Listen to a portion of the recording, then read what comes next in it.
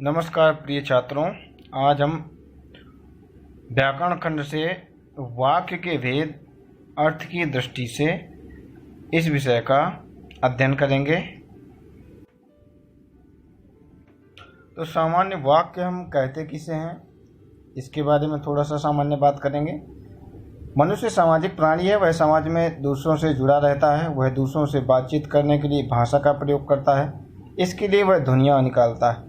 इन्हीं ध्वनियों का सार्थक समूह शब्द और वाक्य का रूप ले लेता है। यह प्रायः वाक्यों के रूप में अपनी बात करता है। मनुष्य कहने का तात्पर्य हम सब सामाजिक प्राणी हैं, और जब हम एक दूसरे से बातचीत करते हैं तो उसके लिए हम ध्वनियाँ निकालते हैं, अर्थात आवाज़ निकालते हैं।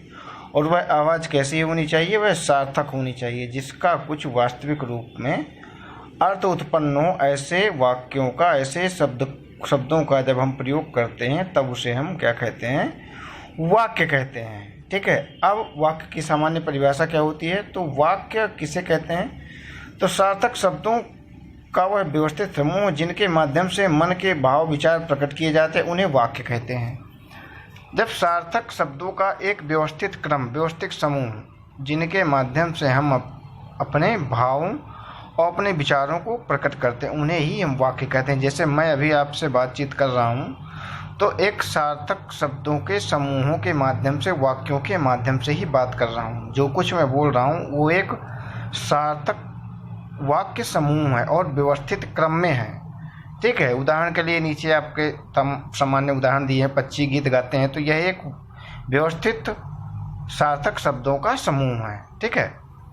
इसके बाद क्या है?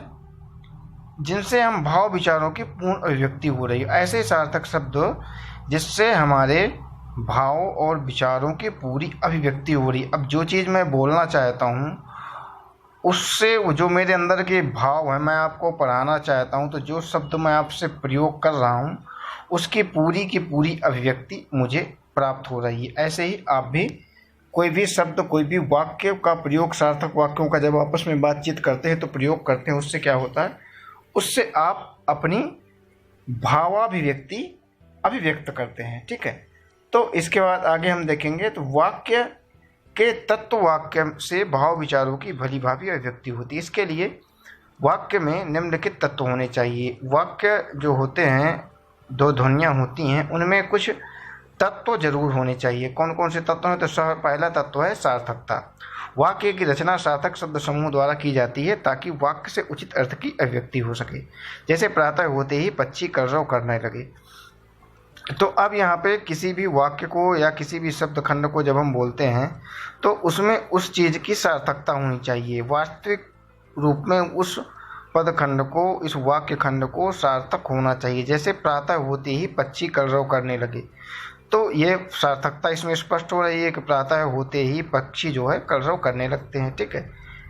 दूसरा उदाहरण आपका और दिया हुआ है। साल भर मेहनत करने के कारण ही वह कक्षा में प्रथम आया। जब उसने साल भर मेहनत की, यह सार्थकता है, और तभी वह प्रथम आया। यह उसकी अभिव्यक्ति के माध्यम से व्यक्त हो रहा है। ठीक है।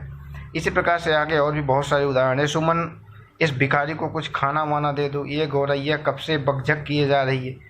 तो कुछ ऐसे भी होते हैं सार्थक, जिसका कोई विशेष अर्थ नहीं निकलता, लेकिन फिर भी हम उन वाक्यों का प्रयोग करते हैं। जैसे इस भिखारी को खाना वाना दे दो, तो खाना तो ठीक है, लेकिन वाना क्या है? वाना का कोई अर्थ निरर्थक है वो, लेकिन उसका भी प्रयोग तो करके हम अर्थ का बोध लगा लेते हैं। ठीक है। नेक्स्ट हमारा क्या जो तत्व है वह आकांक्षा है। जब हम किसी वाक्य को बोलते हैं तो उससे हमारी एक आकांक्षा जुड़ी होती है, एक इच्छा जुड़ी होती है। ठीक है। तो आवश्यक शब्द पद समूह सुनने या जानने से जो उत्कंठा प्रकट हो उसे हम आकांक्षा कहते हैं। जैसे मैदान में खेल रहे हैं, तो मैदान में खेल रहे हैं, ये तो सामान्य हमारे अंदर आकांक्षा के मैदान में खेल रहे हैं। कौन खेल रहे हैं? कौन खेल रहे हैं मैदान में? तो जब हम इसमें आकांक्षा करेंगे तो एक शब्द जोड़ देंगे, लड़के। तो जब हमारे मन में प्रश्न उठा, आकांक्षा उठी, तो हमने लड़के जोड़ दिया। तो लड़के मैदान में खेल रहे हैं, तो जब ये वाक्य लड़का शब्द जुड़ते ही वाक्य जो है क्या हुआ? ये पूरा हो गया। और लड़के की जो आकांक्षा थी, इसके जुड़ते ही हमारे मन की जो आकांक्षा वह भी खत्म हो गई।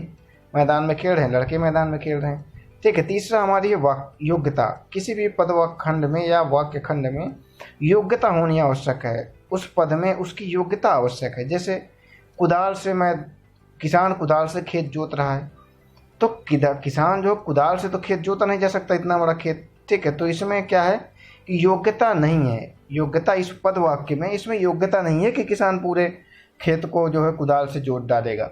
इसके लिए हम क्या आकांक्षा किए, हमने आकांक्षा किया कि इसमें हमको हल जोड़ देना। अब हल हमने शब्द जो है उपयुक्त सार्थक शब्द जोड़ दिया हल, तो हल से खेत जोतता है, तो इससे सार्थकता योग्यता स्पष्ट हो रही कि हाँ अब हल से जो है ये खेत जो है जोता जा सकता है वो किसान के माध्यम से। तो ये योग्यता भी वाक्यों में होना आवश्यक है। चौथा जो हमारा है निकटता, किसी भी वाक्य में निकटता होनी आवश्यक है। कोई शब्द आप बोल करके छोड़ देंगे बीच में, तो इसके बाद फिर छोड़ के आगे बोलेंगे तो वो निकटता नहीं आएगी। तो क्या मतलब, जैसे मैं बोल रहा हूँ, छोड़ दिया मैंने शब्द, मैं क्या बोल रहा हूँ आगे कोई स्पष्ट नहीं। जैसे इसमें उदाहरण दिया है गाय, छोड़ दिया बीच में, घास छोड़ दिया बीच में, चल रही है।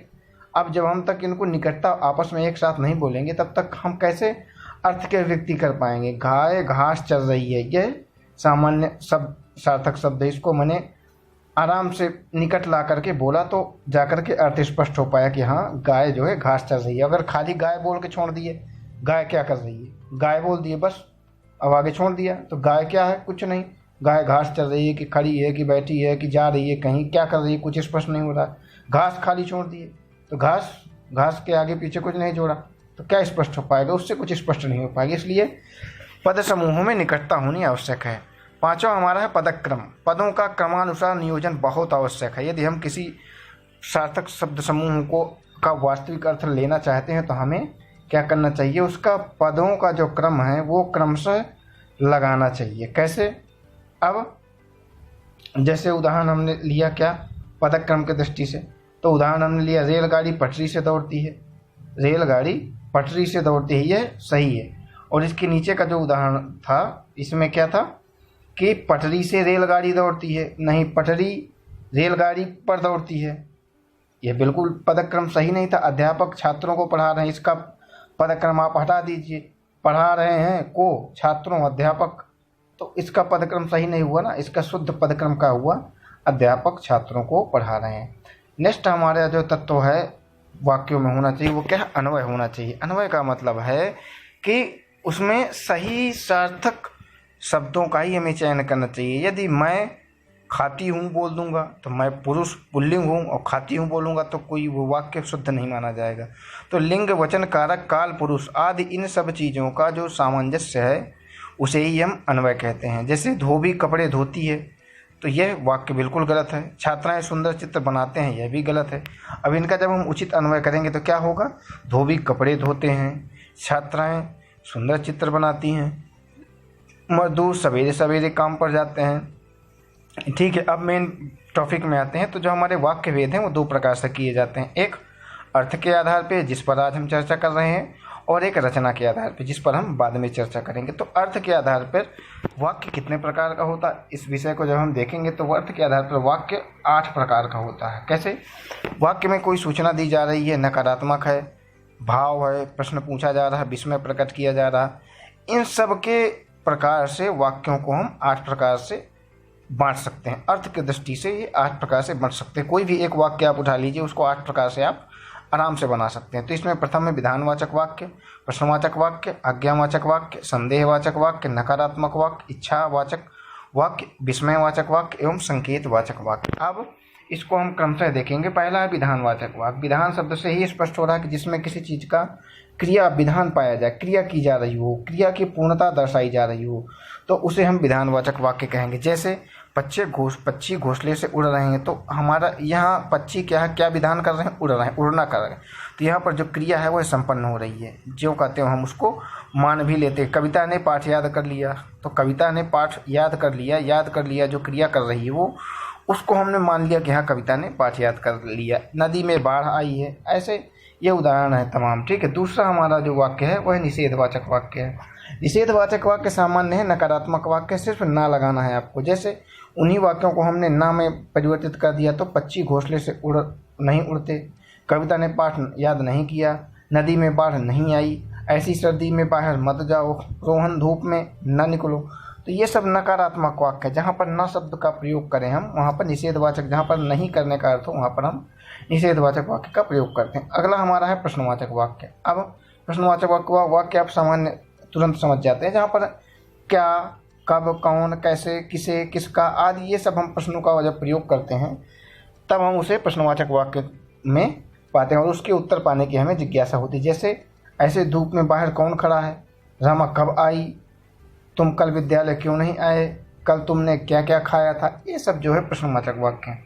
नेक्स्ट हमारा है आज्ञावाचक वाक्य। आज्ञावाचक वाक्य में क्या है, जिन वाक्यों में आज्ञा या अनुमति देने या लेने का भाव प्रकट किया जाए उसे हम आज्ञावाचक वाक्य में कहते हैं। जैसे किताब के पेज मत फाड़ो, यह क्या है, आज्ञावाचक वाक्य है। किसले अब पढ़ने बैठ जाओ, इसमें क्या हुआ, आज्ञा दी गई। दीवारों को साफ कर दो, इसमें स्पष्ट हो रहा है कि कोई व्यक्ति आज्ञा दे रहा है कि दीवारों को साफ कर दो, तो ये आज्ञावाचक वाक्य हो गए। इसके बाद नेक्स्ट हमारा है इच्छावाचक वाक्य। इच्छावाचक वाक्य में इच्छा प्रकट की जाती है। जैसे आशीर्वाद की कामना की गई, इच्छा की कामना की गई आदि जो भाव प्रकट की। जैसे मित्र जन्मदिन की ढेर सारी बधाइयाँ, इसमें हमने कामना प्रकट की अपने मित्र के प्रति कि आपको जन्मदिन के ढेर सारी बधाइयाँ। ईश्वर करे आप खूब उन्नति करें, यह भी आपने कामना किया। हमने चाहा था कि साथ साथ रहें, यह भी आपकी कामना है। तो ये जो इच्छाएं प्रकट की जा रही हैं जिन वाक्यों में वक्ता इच्छा प्रकट करता है वो इच्छावाचक वाक्य होते हैं। छठवां हमारा है विस्मयवाचक वाक्य। विस्मयवाचक वाक्य क्या है, जहाँ पर विस्मय हो और किन शब्दों का प्रयोग किया गया हो, आहा, हाय, छी, अरे आदि इन शब्द खंडों का जब हम वाक्यों का प्रयोग करते हैं तो वहाँ पर क्या होती है, विस्मय होता है, हमें एक आश्चर्य प्रकट होता है।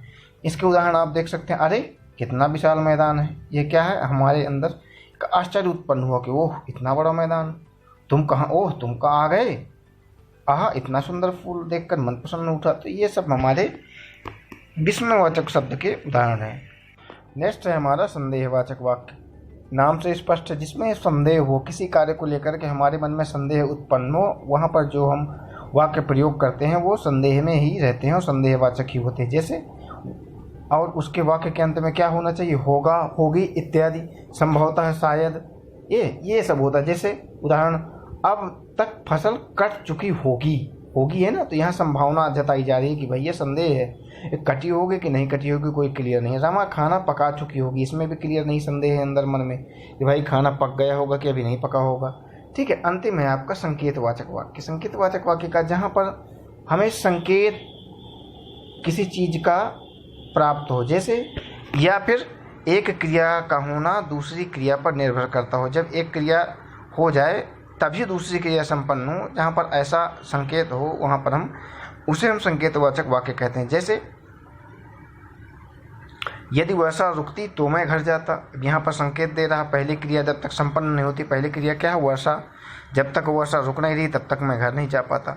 ठीक है, अगर जल्दी जाते तो टिकट मिल जाता। यह भी इसी प्रकार का वाक्य संकेत हो रहा है कि पहली क्रिया जब खत्म होगी आपकी तभी आप दूसरी क्रिया को कर पाएंगे। इसी प्रकार से आपके नीचे 2-3 उदाहरण और दिए हुए हैं। अब हम देखेंगे इनको वाक्य रूपांतरण कैसे करते हैं। सामान्य, जैसे सामान्य हमारा वाक्य है पक्षी आकाश में उड़ रहे हैं, यह क्या है, विधानवाचक वाक्य है। इसको हमको चेंज करना है निषेधवाचक में, प्रश्नवाचक में, संदेहवाचक में। तो सामान्य हम उनमें ऐसी परिवर्तन करेंगे। जैसे पक्षी आकाश में उड़ रहे हैं विधानवाचक वाक्य है, इसको हम क्या करेंगे, निषेध में कर देंगे। तो क्या हो जाएगा, पक्षी आकाश में नहीं उड़ रहे हैं। प्रश्नवाचक में करेंगे तो क्या पक्षी आकाश में उड़ रहे हैं।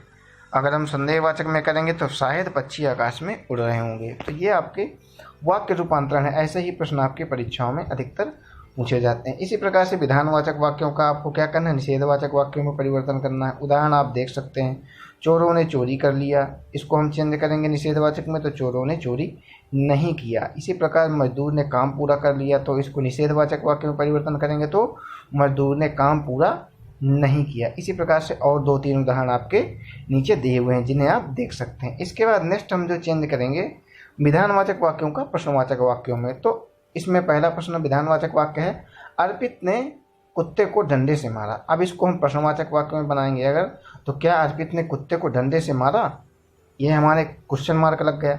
ठीक है, इसी प्रकार से और ये 2-3-4 उदाहरण दिए हुए हैं, इनको आप देख सकते हैं। इनको कैसे हम विधानवाचक वाक्यों को हम प्रश्नवाचक वाक्यों में बदले। नेक्स्ट हमारा है विधानवाचक वाक्यों को संदेहवाचक वाक्यों में बदलना। तो गाड़ी स्टेशन आ चुकी, यह क्या है, विधानवाचक वाक्य है। यहाँ पर क्रिया हो रही है, संपन्न हो रही है, हमें पता चल रहा कि नहीं, विधान हुआ, गाड़ी आई और हम जान गए। इसको हमको संदेह में चेंज करना है। तो नीचे आपका दिया हुआ होगा, उत्तर इसका दिया हुआ है, गाड़ी स्टेशन पर आ चुकी होगी। यह हमको क्या हुआ, अंदर से संदेह हुआ कि आ चुकी होगी कि नहीं आई होगी।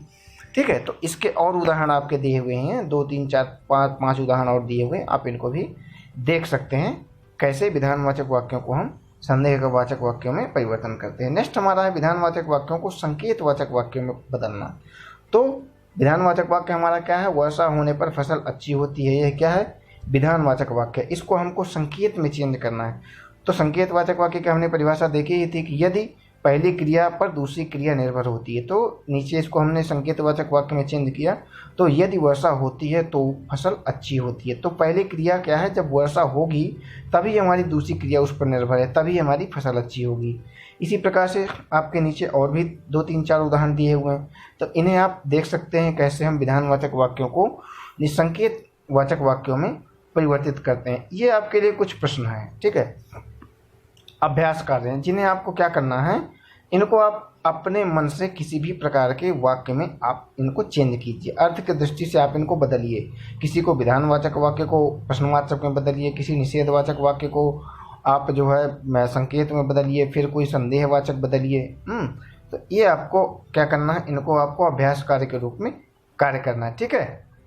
और इस प्रकार से यह आपका चैप्टर जो है ये ख़त्म होता है। और अगले वीडियो में हम अब क्या देखेंगे, जो दूसरा हमारा वाक्य में परिवर्तन होता है उसे हम देखेंगे। तब तक के लिए आपको बहुत बहुत धन्यवाद।